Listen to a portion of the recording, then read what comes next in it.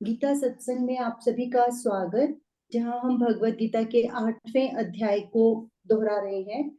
और आज बारी है श्लोक 20, 21, 22, 23, 24 और 25 को दोहराने की। हाँ, सर को प्रणाम और निवेदन कि आज की गीता सेशन की शुरुआत करें। ओम वसुदेव सुतं देवं कंस चाणूरमर्दनम देवकी परमानंदम कृष्णं वंदे जगद्गुरुम। सभी को बहुत बहुत प्रणाम।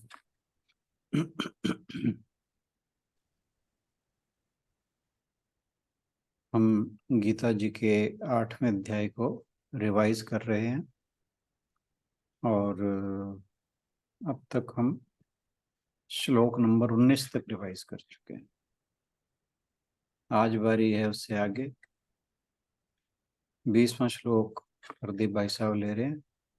भाई साहब से अनुरोध के आज की चर्चा की शुरुआत करें। सभी को नमस्कार। ये गीता अध्याय 8 के श्लोक नंबर 20 जो है ये बेसिकली 18 और 19 की कंटिन्यूएशन है। इसमें भगवान जी जो है जैसे बताते हैं कि जो है ब्रह्मा के दिन में ये सृष्टि प्रकट होती है और ब्रह्मा की रात में लीन हो जाती है और ये क्रम चलता रहता है। इस श्लोक में वो उससे आगे बताते हैं। मैं श्लोक पढ़ने की कोशिश करता हूँ, मेरी संस्कृति इतनी अच्छी नहीं है। पर तस्मात् तु भाव अन्य अव्यक्त अव्यक्तात् सनातन यश सर्वेषु भूतेषु नश्यति न विनश्यति। भगवान जी कहते हैं कि व्यक्त और अव्यक्त से परे भी एक प्रकृति है जो शाश्वत है और जो कभी नाश नहीं होती। जब संसार का सब कुछ लय हो जाता है तब भी उसका नाश नहीं होता, जो परिवर्तनों से परे है। और जो है जो गुणातीत है। भगवान जी इसमें कहने का ये अभिप्राय है कि जो हम समझते हैं जो आवागमन का हमारा चक्कर है वो ब्रह्मा तक ही सीमित रहता है और हम उसी में भटकते रहते हैं और प्रभु को प्राप्त करने के लिए हमें उससे और आगे जाना पड़ता है, जिसके बारे में वो बता रहे हैं कि वो कभी नाश नहीं होता। इसका बड़ा सिंपल सा ये एक और प्रैक्टिकल एग्जांपल भी हम ले सकते हैं। जैसे जब हम ट्रेन में बैठे होते हैं तो हमें आसपास की चीजें जो है लगातार दृश्य बदलते हुए नजर आते हैं, तो कुछ समय बाद जो है हमें लगता है कि ट्रेन कब रुकेगी।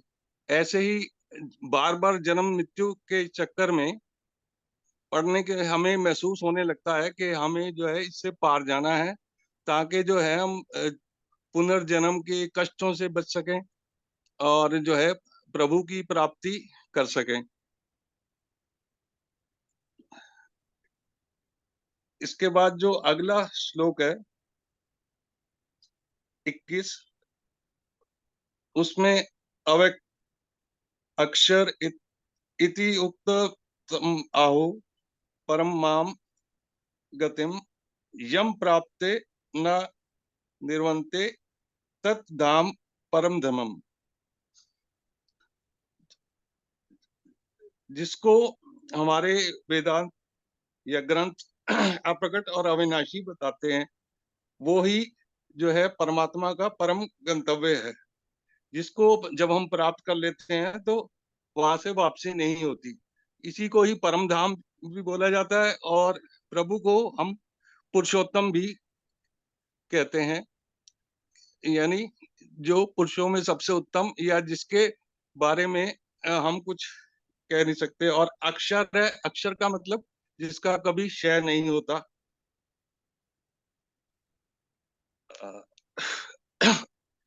अगले श्लोक में पुरुष पर पार्थ भक्त लाभंत्य यशांत स्थानी भूतानि चैन सर्वमिदम ततम। इसमें भगवान कहते हैं जो सबसे महान है, जिसको हम अनन्य भक्ति के द्वारा प्राप्त किए जा सकते हैं। यद्यपि वो अपने धाम में विराजमान रहते हैं, तो भी वो सर्वव्यापी हैं, सब जगह अवेलेबल है और सब कुछ उनमें ही स्थित है। भक्ति की भगवान को प्राप्त करने के 3 मार्ग बताए गए हैं, ज्ञान मार्ग, भक्ति मार्ग और कर्म मार्ग। तो कहते हैं भक्ति करने से जो है बेसिकली ये ज्ञान मार्ग और भक्ति मार्ग सेम ही है। भक्ति से जो है हमें भगवान को प्राप्त करना या निश्चल प्रेम से प्राप्त करना आसान होता है। और इसके में आपने जो है प्रहलाद और ध्रुव का एग्जाम्पल भी दिया था कि प्रहलाद की भक्ति से प्रसन्न होकर भगवान ने उनसे कुछ मांगने के लिए कहा, तो उन्होंने कहा मैं व्यापारी नहीं हूँ, मैं तो सिर्फ आपसे प्रेम करता हूँ। ध्रुव के बारे में क्या है, ध्रुव ने जो है वो एक परम पद मांग लिया था, वो तारे के रूप में आज भी स्थित है, लेकिन भगवान के जाने के बाद उन्हें महसूस हुआ कि वो उनसे गलती हो गई। तो भक्ति से हमें जो है परमात्मा की प्राप्ति, भक्ति यानी निश्चल प्रेम से परमात्मा की प्राप्ति बड़ी आसानी से हो सकती है। सिर्फ यह है कि आपके प्रेम के अंदर जो है कोई भी इच्छा या अभिलाषा ना छुपी हो। धन्यवाद। थैंक यू भाई साहब। सुनीता बहन जी, आप कुछ कहना चाहेंगे इन श्लोकों पर? ओम श्री परमात्मे नमः। सर इन शॉर्ट तो भाई साहब ने बता ही दिया कि क्या है उसमें। जो 20वां श्लोक था, परस्तस्मातु भावोन्यो व्यक्तो व्यक्तात् सनातनः यह स सर्वेषु भूतेषु नश्यत्सु न विनश्यति। इसमें भगवान जी बता रहे हैं कि ये जो व्यक्त और अव्यक्त सृष्टि है, इसके परे एक और अव्यक्त आयाम है, शाश्वत आयाम है। और जब सब कुछ खत्म हो जाता है तब भी वो इट कंटिन्यूज टू एग्जिस्ट, वो नष्ट नहीं होता है।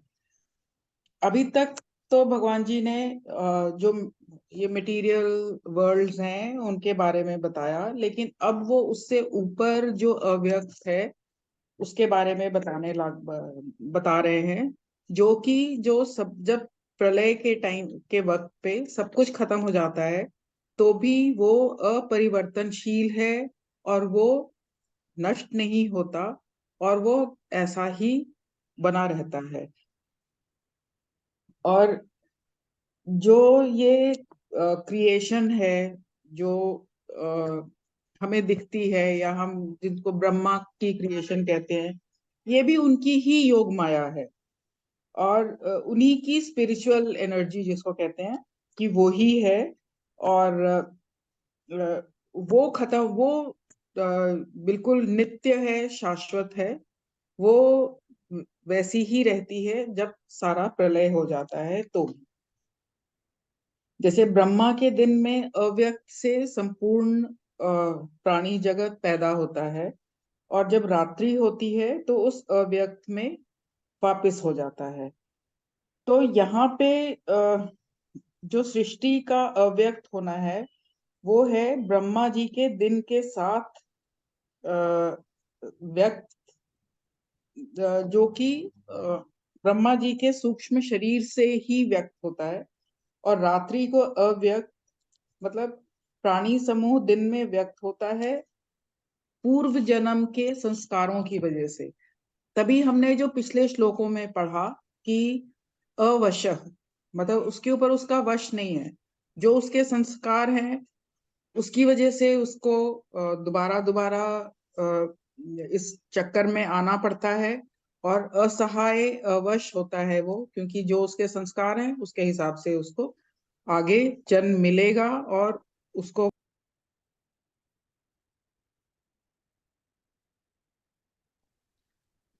यहाँ पे हम जिस अव्यक्त की बात कर रहे हैं, जिस अव्यक्त की बात कर रहे हैं वो ब्रह्मा जी के सूक्ष्म शरीर जो है उससे भी ऊपर का एक अव्यक्त है, जो कि जब महाप्रलय होता है तो भी नष्ट नहीं होता है। जब जब व्यक्त सृष्टि अव्यक्त प्रकृति में लीन हो जाती है तो भी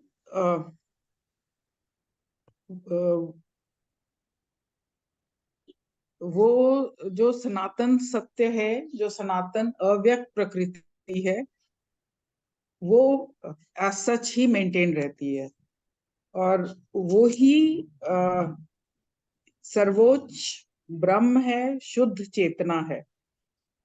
और इसके बाद जब जो अव्यक्त स्थिति है वो उसको जैसे हमने कंपेयर किया था कि वो प्राणी समूह की बीज अवस्था है। जो ब्रह्मा जी की रात है वो प्राणी समूह की बीज अवस्था है। इसमें एक और अव्यक्त शाश्वत अस्तित्व अविनाशी ब्रह्म बीज रूप है, वो अलग है। यही परम ब्रह्म है, और ये इंद्रियों से के लिए अदृश्य है, और ये समय स्थान और कारणता से भी परे है।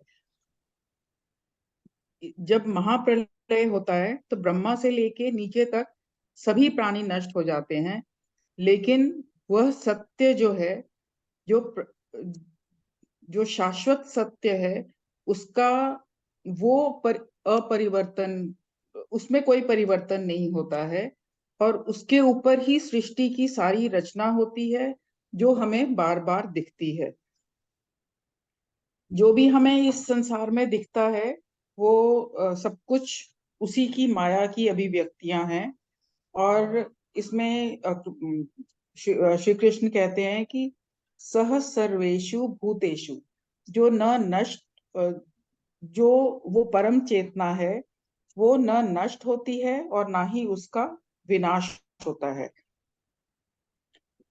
इस तरह से तो फिर हम ब्रह्मा जी को भी ईश्वर नहीं मान सकते, क्योंकि ब्रह्मा जी भी उसी आवागमन के चक्कर में होते हैं, और सिर्फ वो शाश्वत सत्य है जो इन सबसे ऊपर है।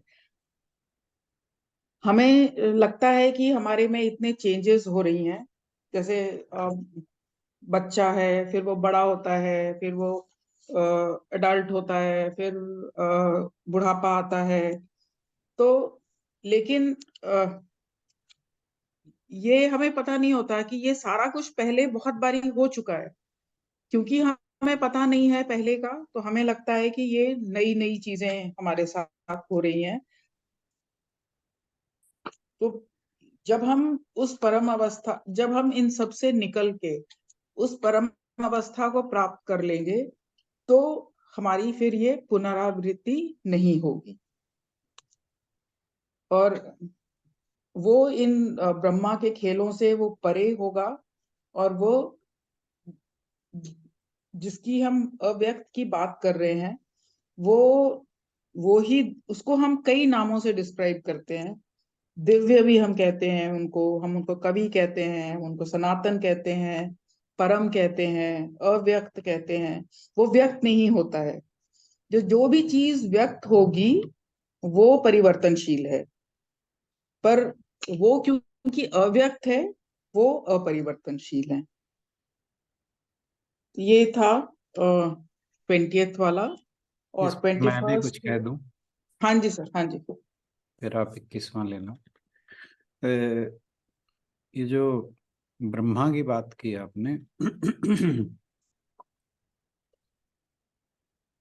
ब्रह्मा को हम ब्रह्म इसलिए नहीं मान सकते कि हम जिस ब्रह्मांड में रहते हैं उसके ब्रह्मा विष्णु महेश हैं, और ऐसे ना जाने कितने ब्रह्मांड हैं इस सृष्टि में, और हर ब्रह्मांड का एक एक ब्रह्मा विष्णु महेश है।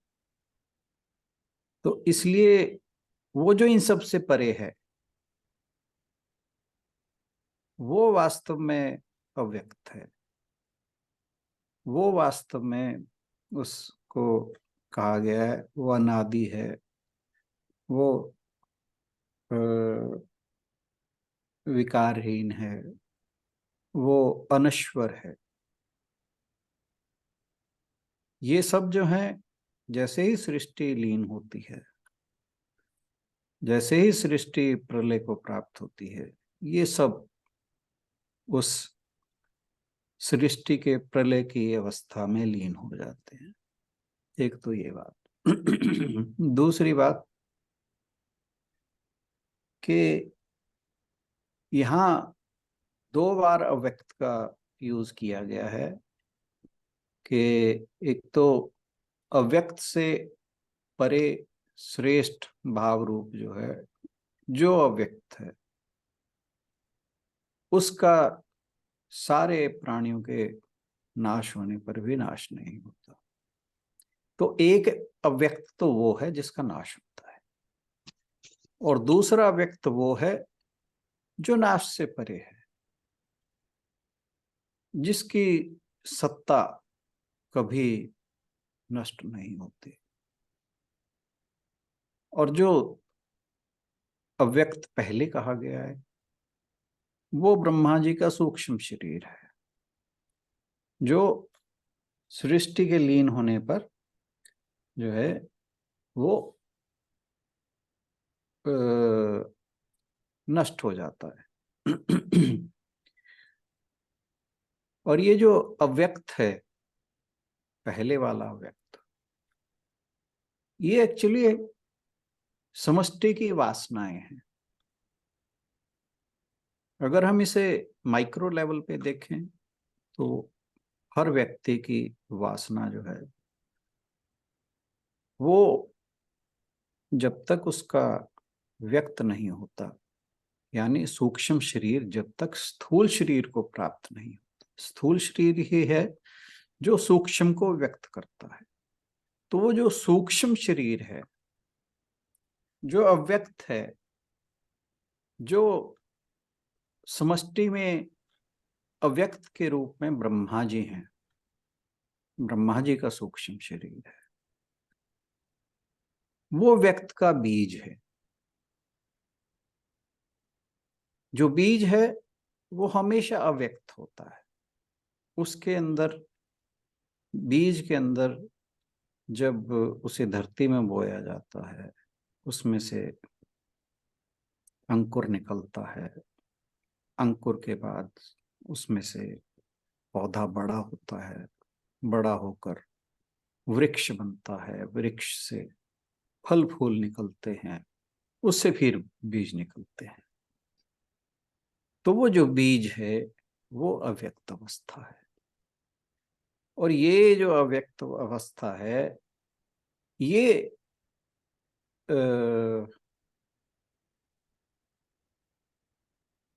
हमारी वासनाएं, हमारी वासनाएं ही जब अव्यक्त रहती हैं, वही फिर नए शरीर को जन्म देती है, इसीलिए पुनर्जन्म होता है। और ये जो अव्यक्त है, यही हमारा ज्ञान है। जिस दिन हम इस अविद्या, अज्ञान या माया से मुक्त हो जाते हैं, उस दिन हम उस ईश्वर के साथ, उस परम सत्ता के साथ एकमेव हो जाते हैं। और माया जो है, माया की शक्ति जो है हमें अज्ञान में धकेले रखती है, वो हमें इस संसार में उलझाए रखती है। जैसे वो एक कथा थी कि ब्रह्मा जी ने एक बार विष्णु जी से कहा कि मुझे अपनी माया से परिचित कराइए। वो कहते रहने में, तो वो कहते हैं कि नहीं नारद जी, जिद लगे करने के, नहीं मुझे आपकी माया के बारे में जानना है। तो एक चलते चलते गांव के किनारे पहुंचे। विष्णु जी ने कहा, नारद जी मेरे लिए कुएं से एक गिलास पानी ले आइए। तो वो वहां जाते हैं, सामने एक युवती दिखती है जो पानी भर रही होती है। उसके मुंह में पड़ जाते हैं। उससे कहते हैं कि मैं तुमसे शादी करना चाहता हूँ। वो कहती कि मेरे आप पिता से बात करिए। पिता जो थे उस गांव के प्रमुख थे। युवती जो थी उनकी इकलौती लड़की थी। वो उनके पास जाते हैं और विवाह का प्रस्ताव उनकी लड़की के साथ उसके पिता के सामने पेश करते हैं। वो जो गांव के प्रधान थे वो उन्हें अपना दामाद बनाने के लिए राजी हो जाते हैं और उन्हें घर बार का सारा काम सौंप कर आप वो भगवान का नाम लेने के लिए चल देते हैं। अब जो नारद जी थे वो उस स्त्री के साथ रहने लगे, घर जमाई हो गए, प्रधान बन गए गांव के और 3 बच्चे हो गए। संयोग से या संयोग क्या, बुरा योग ही कहिए कि वहाँ गांव में बाढ़ आ जाती है और सबसे पहले एक बच्चा डूबने लगता है। वो उसे बचाते हैं तो वो उस बाढ़ में कुएं में गिर जाता है और दूसरा फिर गिर जाता है, फिर तीसरा गिर जाता है, फिर पत्नी गिर जाती है। इस तरह से वो सारे बच्चे जो हैं और उनकी पत्नी जो, वो सब बाढ़ के पानी में कुएं में गिर जाते हैं। अब नारद जी जो हैं वो कुएं के ऊपर बैठे विलाप कर रहे हैं। इतने में उन्हें एक शब्द सुनाई देता है, नारद पानी नहीं लाए तुम। और एकदम से उनकी तंद्रा भंग होती है और वे विष्णु जी के सामने हाथ जोड़ कर खड़े हो जाते हैं कि प्रभु आपकी माया बहुत विलक्षण है। तो ये जो माया है ये हमें संसार में ऐसे ही भटकाती है। ये संसार जो हमें सच लगता है, जैसे नारद जी को वो सारा जो परिदृश्य था वो ऐसे लग रहा था कि वो जैसे स्वयं उसमें उसके साथ जुड़ चुके हैं। उस जो दृश्य चल रहा था वो उनके लिए वास्तविक था। ऐसे ही हम जो अज्ञानी लोग हैं हम भी इस संसार को वास्तविक समझते हैं। जिस दिन ज्ञान अंकुरित होगा उस दिन ये जो संसार है उसके लिए हमारी तंद्रा भंग होगी और फिर लगेगा कि हम कितने मूर्ख थे। तो ऐसी है ये अज्ञान रूपी अव्यक्त अवस्था।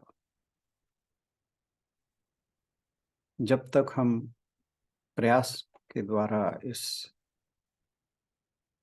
सृष्टि के आने जाने के आवागमन के चक्कर से नहीं निकलते तब तक हम यूं ही बार बार जन्म लेते रहेंगे, मरते रहेंगे। और जिसे अभी कुछ श्लोक पहले दुखाल्य कहा गया था, दुख का घर, नानक दुखिया सब संसार। बुद्ध ने कहा था क्षणिकम क्षणिकम शून्यम शून्यम दुखम दुखम। इस संसार के बारे में कहा था। और हम इस सुख दुख के घेरे में फंसे रहेंगे और बार बार पुनर्जन्म को प्राप्त होते रहेंगे। जी बहन जी। ठीक है सर। सर आज ये मतलब एग्जैक्टली ये बीज वाला जो हमने उस दिन किया था वो आज क्लियर हुआ मेरा। ओके उस दिन मेरे ओके। को लग रहा था कि वो हो गया, बट वो शायद हुआ नहीं था। तभी आज जी मैं वैसे मतलब कर तो मैं रही थी वो पॉइंट्स में से ही, बट वो कंफ्यूज्ड सी थी मैं। आज वो एग्जैक्टली मेरे को समझ आया कि वो बीज का क्या मतलब था, और वो अव्यक्त जो 2 तरह का हमने किया उस दिन, उसका क्या मतलब था। जी जी जी। हाँ जी सर। सब में नंबर 21, अव्यक्तोक्षर इत्युक्तस्तमाहुः परमां गतिम् यं प्राप्य न निवर्तन्ते तद्धाम परमं मम। ये उस अनमैनिफेस्ट डायमेंशन का बताते, जो हमारा सुप्रीम गोल है, वो ही हमारा परम लक्ष्य है।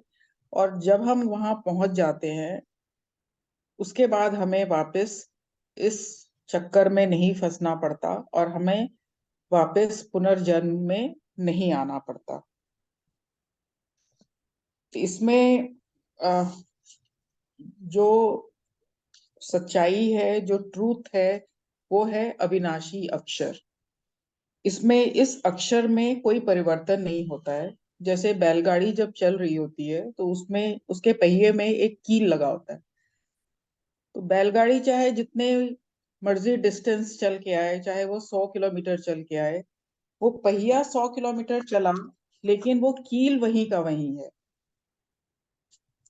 तो उसमें कोई चेंज नहीं होता है, और उसमें कुछ भी नहीं होता है, जिस मतलब। और वो जो अव्यक्त, सूक्ष्म से भी सूक्ष्म अविनाशी जिसको हम कहते हैं, वो अदृश्य है, द्वेष भावनाओं से सबसे ऊपर है।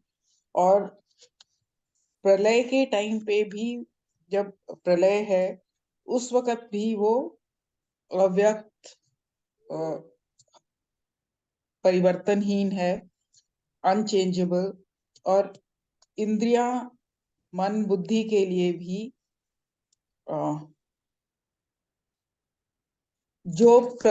यहाँ हम बात कर रहे हैं कि जो प्रकृति है वो चेंजेबल है, और वो जो है वो अव्यक्त है, और वो नित्य है। तो दोनों को पाने के रास्ते अलग अलग हैं।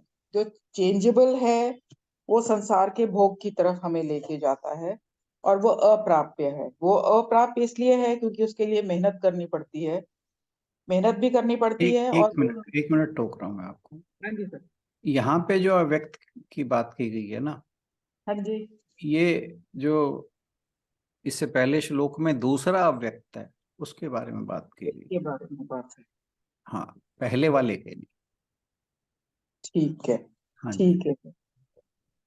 और इसमें जैसे हमने हमें बताया था कि संसार, प्रकृति जो संसार है, उसके भोग के लिए हमें मेहनत करनी पड़ती है। वो अप्राप्य हम उनको कह सकते हैं, क्योंकि एक तो अप्राप्य मेहनत करनी पड़ेगी, दूसरा उससे हमारी कभी तसल्ली नहीं होती है। जो जितना मिला और चाहिए तो वो पूरा होता ही नहीं है कभी। पर वो जो प्रभु है, वो हमें हमेशा ही प्राप्य है, वो हर वक्त हमारे पास है। तो जो संसार को प्राप्त करना चाहते हैं वो उस प्रभु को नहीं पा सकते हैं। प्रभु को पाने के लिए आपको ये संसार को त्यागना पड़ेगा। कर्म, हम कहें कि हमने कर्म छोड़ दिया प्रभु की प्राप्ति के लिए, तो ऐसा नहीं है।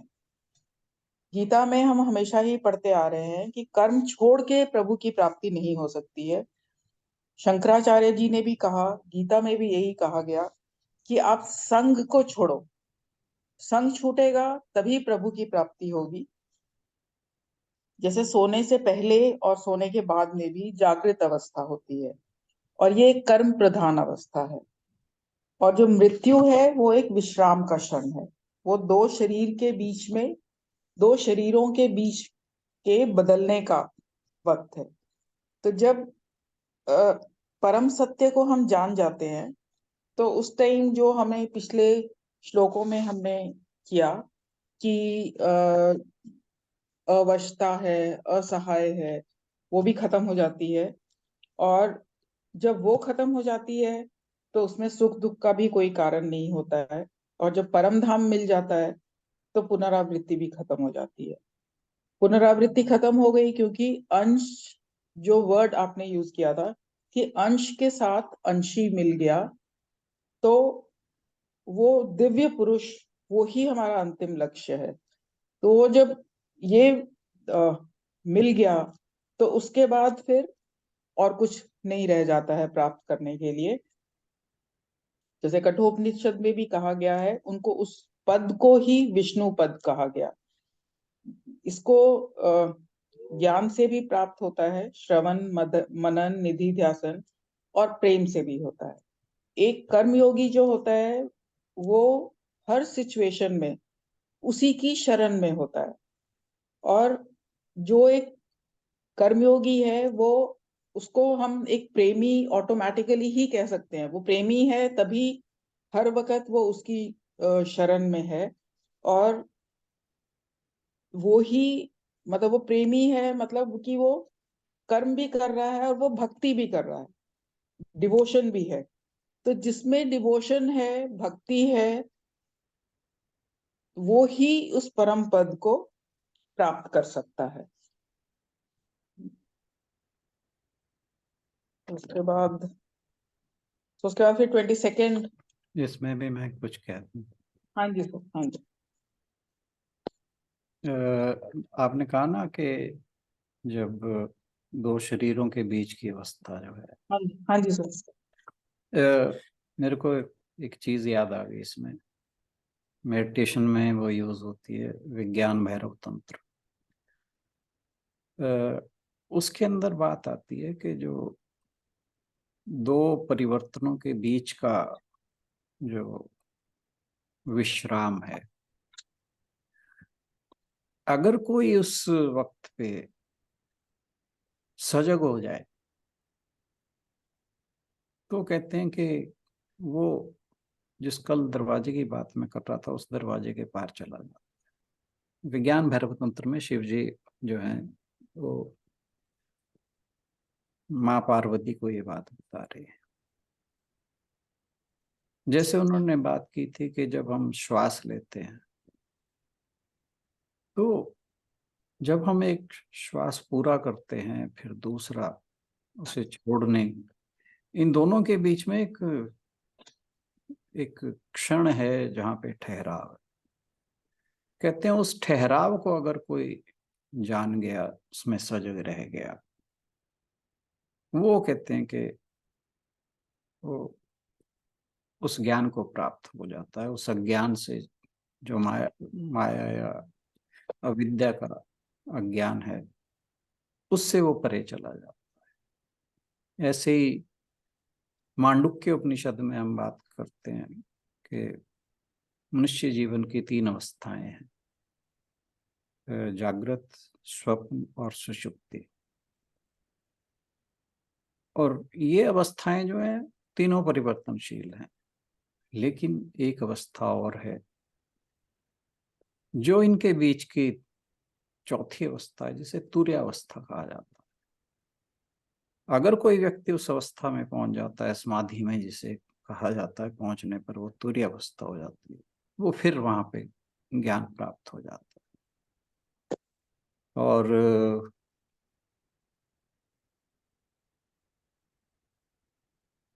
ओम के बारे में भी यही बात होती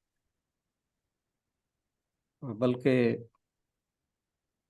ये जो मांडुक्य उपनिषद है उसमें अ उ म को जागृत, स्वप्न और सृष्टि सुषुप्ति, ये तीनों अवस्थाओं को अ उ म से जो है रिप्रेजेंट किया गया है। और कहा गया कि जो ओम के बाद की शांति है, जो एक ओम के बोलने के और दूसरे बोलने के बीच में जो विश्राम है, वहां भी अगर कोई सजग रह जाए तो जो घटना घटती है वो फिर मनुष्य को ज्ञान से परे ले जाती है। ये मैं ऐड करना चाहता। Please move on to the next shloka. हाँ जी सर। श्लोक नंबर 22। पुरुषः स परः पार्थ भक्त्या लभ्यस्त्वनन्यया यस्यान्तः स्थानि भूतानि येन सर्वमिदं ततम्। इसमें भगवान जी बता रहे हैं कि जो वो सुप्रीम पर्सनालिटी, जो वो परमात्मा, वो जो कुछ भी हमें दिखता है, जो कुछ भी है, उन सब से ऊपर है। वो हर जगह व्याप्त है और उसमें ही हर कुछ समाया हुआ है। लेकिन उसको हम सिर्फ डिवोशन से ही जान सकते हैं, सिर्फ हम भक्ति से ही उनको हम जान सकते हैं।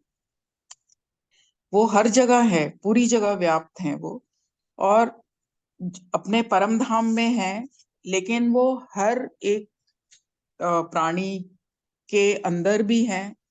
और अपने जिस तरह से वो अपने परम धाम में है, उसी तरह से, उसी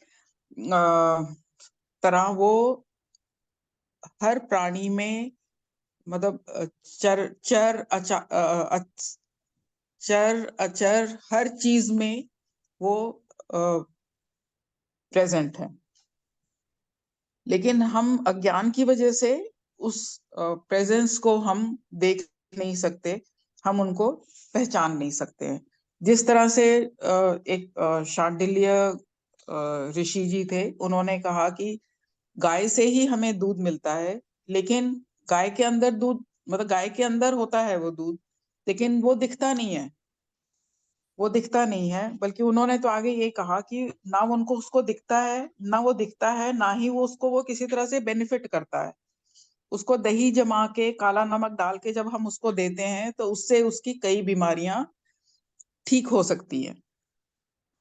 इसी तरह से परमात्मा भी हमारे हर तरफ है, हमारे अंदर है, लेकिन क्योंकि हमारे ऊपर अज्ञान छाया हुआ है, तो हम उनको नहीं देख सकते और हम उनको नहीं समझ सकते। और यहाँ पे गीता में भी वो बार बार इसी चीज पे स्ट्रेस करते हैं कि प्योर भक्ति होनी चाहिए, कि पूरी डिवोशन से अगर हम उनको भजते हैं, उनको हम याद करते हैं, तो हम उनको पा सकते हैं। और उनको पाने का सिर्फ एक ही रास्ता है, और वो है अनन्य भक्ति। तो आप जितने मर्जी आप योग कर लें, कई तरह के हठ योग हैं वो कर लें, नॉलेज ज्ञान अर्जित कर लें, कहने को हम अपने आप को हर चीज से अलग कर लें, मतलब डिटैचमेंट कर लें, लेकिन हमारे में भक्ति नहीं है, तो हम उनको नहीं पा सकते। तो उसके लिए हमारे लिए भक्ति उनके लिए होना बहुत जरूरी है। तो मतलब भक्ति, मतलब अनन्य भक्ति, जिसको एक और वर्ड हमने यूज किया था, एक केंद्रीय भक्ति, मतलब वो कहीं उसका कोई डाइवर्शन नहीं होना चाहिए। तभी, और हर तरह का हर तरह की मिथ्या, ये जो दिख रहा है हमें सब कुछ, वो मिथ्या है। उससे वैराग्य, उससे वैराग्य होगा, तभी हमें उसके लिए वो अनन्य भक्ति आएगी, और हम बिना किसी डाइवर्शन के उनको हम याद कर सकेंगे, उनके साथ हम जुड़ सकेंगे। यहाँ हमने वर्ड यूज किया परह, परह। परह का मतलब हुआ सर्वोच्च, जो माया से भी परे, उसके लिए हमने किया। और शुद्ध भक्ति से ही हम उनको पा सकते हैं। जैसे तुलसीदास जी ने कहा कि ज्ञान और भक्ति में कोई डिफरेंस नहीं है, ज्ञान और भक्ति एक ही चीज है। तो यहाँ हमने जैसा कि हरदीप भाई साहब ने भी बताया था, प्रहलाद और ध्रुव की कहानी हमने सुनी। प्रहलाद को बहुत छोटी सी उम्र थी, और उस छोटी उम्र में भी उसको पता था कि उसको क्या चाहिए। उसको सिर्फ वो परमात्मा का प्रेम ही चाहिए था, उनको सिर्फ उसका प्यार ही चाहिए था। जितना मर्जी उन्होंने उसको बोला कि तुम जो भी ले सकते हो, पर उसने कहा मुझे मैं आपको कुछ पाने के लिए नहीं आपसे प्रेम करता हूँ, मुझे सिर्फ आप ही चाहिए, मुझे सिर्फ आपका प्यार ही चाहिए। और यही जो ध्रुव थे, ध्रुव ने कहा कि नहीं, मुझे एक कुछ ऐसी चीज चाहिए कि मतलब मैं हमेशा के लिए याद रखा जाऊं। तो उनको वो ध्रुव तारा बना दिया। तो मतलब उन्होंने एक रिटर्न मांगा। ये डिफरेंस था दोनों की भक्ति में। पहले वाला अनन्य भक्ति, इनका एक डिमांड थी, मतलब इनको एक, मैं प्रेम करता हूँ, मुझे आप कुछ दे सकते हैं, आप मुझे दीजिए। हालांकि बाद में ही उन्होंने रियलाइज किया कि ये मैंने बहुत बेवकूफी की, कि वो मेरे सामने खड़े थे, मेरे को दे रहे थे, तो बजाय मेरे को उनको मांगने के मैंने ये एक चीज ली जो मेरा साथ नहीं देगी, जो जिसका मुझे कोई फायदा नहीं। हम लोग वी कीप चेंजिंग गॉड्स। हमें किसी ने कहा कि नहीं आप शिव जी की पूजा कर लो, आपको ये मिल जाएगा, तो जैसे राधा कृष्णन जी ने कहा कि हम उनको यूज करते हैं। हम शिव जी से नहीं मिला, हम गुरुद्वारे चले जाते हैं, हमें वहां से नहीं मिला, हम कृष्ण जी के मंदिर में चले जाते हैं। तो ऐसा नहीं होना चाहिए। तो हम भक्ति मतलब कि सिर्फ भक्ति हम जाके मंदिर चले जाएं दोनों टाइम, हमने आरती कर ली, हमने अपने चढ़ावे चढ़ा लिए, ये भक्ति नहीं। भक्ति का मतलब कि आपने जो हमारा आत्म स्वरूप है उसका ज्ञान जो है, उसी को ही हम भक्ति बोलेंगे, और वो ही भक्ति है। तो वो ही वही भक्ति और उस आत्म स्वरूप का ज्ञान ही उस परमात्मा पद की प्राप्ति है। तो जैसे हम कहते हैं कि वो हर जगह व्याप्त है, ये उसी तरह हुआ जैसे हमें कोई कपड़ा लेते हैं तो कपड़ा सूत से बना है, तो कपड़े का अस्तित्व सूत के बगैर नहीं है। उसी तरह जो भी चीज हमें दिख रही है, ये पूरी प्रकृति है, जो भी है, उसका अस्तित्व उस परमात्मा के बगैर नहीं है। अब सूत अगर हटा दें तो कपड़ा है ही नहीं कुछ भी। जैसे हम मिट्टी के बर्तन लेते हैं, उसमें मिट्टी की वजह से अस्तित्व है, मिट्टी हटा दो तो कुछ भी नहीं है। तो हम अलग अलग फॉर्म्स इस तरह देखते हैं, जो हम अलग अलग फॉर्म्स देखते हैं हम उनकी तरफ अट्रैक्ट होते हैं, हम उनकी तरफ आकर्षित होते हैं, उनको हम पाने की कामना करते हैं, और हम सब समझ लेते हैं कि मतलब यही हमारा मतलब हमें यही चाहिए, हम इसी माया में फंसे रहते हैं। लेकिन जो आत्म स्वरूप का हम जो भी साक्षात्कार जो कर लेता है, वो ये रियलाइज कर लेता है कि ये सब कुछ कुछ नहीं है, ये सब मिथ्या है, और हर एक चीज का सिर्फ एक ही अधिष्ठान है, सिर्फ एक ही है, और वो है वो परम पद, जिसको जो हमें अज्ञान की वजह से हमें पता नहीं होता है, दिखता नहीं है, लेकिन वो ही परम पद है, वो ही परम गति है, वो ही वो परम आत्मा है, वो सर्वोच्च परम पुरुष, जिसको पाना ही हमारा इस जिंदगी का लक्ष्य है। और इस जिंदगी का क्या मतलब, हमारा लक्ष्य ही वही है जिसको पाने के लिए हमें ये रिपीटेड जन्म लेने पड़ते हैं, जिसमें हम धीरे धीरे इन चीजों को रियलाइज करते हुए, चीजें छोड़ते हुए, किसी के कितने जन्म, किसी के कितने जन्म, लेकिन ये हमें जन्म मिलते ही इसीलिए है ताकि हम उस लक्ष्य की तरफ चलते रहें और उस लक्ष्य की प्राप्ति कर लें। यस, आपने पिछले श्लोक में जो चाक पहिए का एग्जांपल लिया था, हाँ जी सर। तो हम एक्चुअली जो पहिए की आउटर, जिसे हम क्या बोलते हैं, सरकमफ्रेंस, परिधि, हम उस पर बैठे हैं। जो चलता पहिया है, कील को समझ लीजिए वो जो अव्यक्त है, और हम परिधि पर चल रहे हैं। हाँ जी सर, हम ठीक है। चाहते हैं कि ये जो कील है उसको पाना है, लेकिन वो जो आउटर फोर्स है ना, जिसकी वजह, जिसे हम फिजिक्स में सेंट्रीफ्यूगल फोर्स बोलते हैं, हाँ जी सर, हाँ जी, की हाँ जी। वजह से जो चीज जो है, घूमती हुई बॉडी जो है, वो आउटर सरफेस पे ही रहना चाहती है। हम भी, हमारी वासनाएं जो हैं वो, उनके कारण हम उस परिधि पर ही रहना चाहते हैं। उस परिधि से हम निकल नहीं सकते। वो जो सेंटर से फोर्स हमें बाहर की ओर धकेल रही है, वो वही है जो जो हमारी वासना है, हमारे जो इच्छाएं हैं, उनकी वजह से हम उस कील की तरफ नहीं आ सकते। मतलब वो जो सेंट्रीफ्यूगल फोर्स है वो हम सोचें कि वो वासना है। बिल्कुल बिल्कुल बिल्कुल, वो हमें बाहर की ओर धकेलती रहती है। ठीक है। हाँ, और कील पे हम कैसे आ सकते हैं? हमें जो परिधि है, सरकमफ्रेंस है, उसे छोड़ना होगा, तभी हम कील की तरफ आ सकते हैं। और वो कब होगा? जब वो जो वासना है हम उसे छोड़ेंगे। वो सेंट्रीफ्यूगल फोर्स जो है वो फिर बंद हो जाएगी जब हम वासना छोड़ेंगे, फिर हम परिधि की तरफ मूव कर सकते हैं। ये एक साइंटिफिक एंगल था जो मेरे दिमाग में आया और मैंने ऐड कर लिया। ठीक है, हाँ जी सर।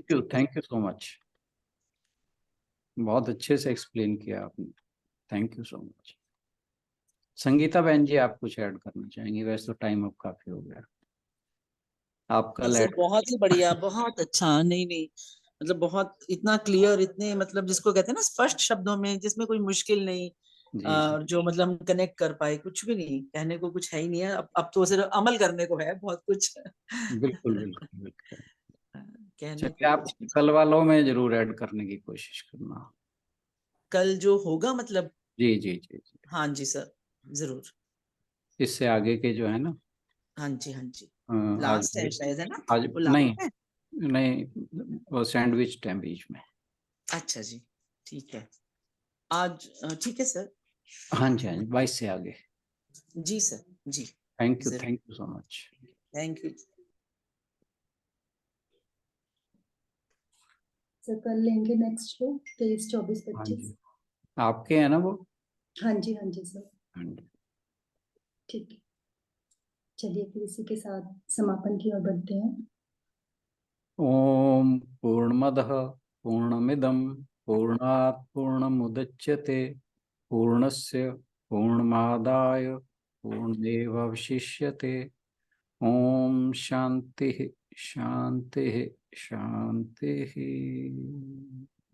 हरिओम। सभी को बहुत बहुत प्रणाम, और आज के सत्संग में आने के लिए बहुत बहुत धन्यवाद। Thank you everyone. सभी की ओर से राणा सर को भी बहुत बहुत प्रणाम। कल मिलते हैं अगले श्लोकों की चर्चा के साथ। Thank you everyone.